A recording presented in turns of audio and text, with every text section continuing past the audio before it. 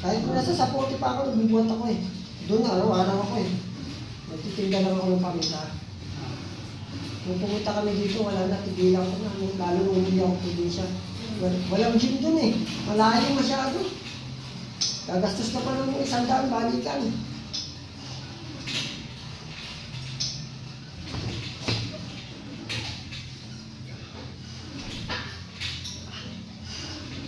Ah!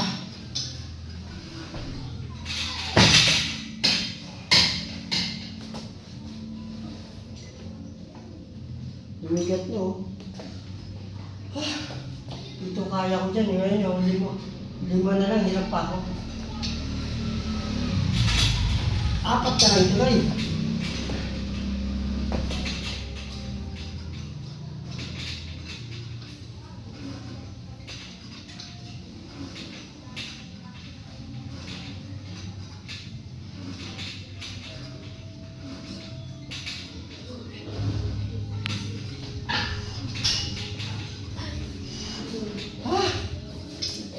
Eh!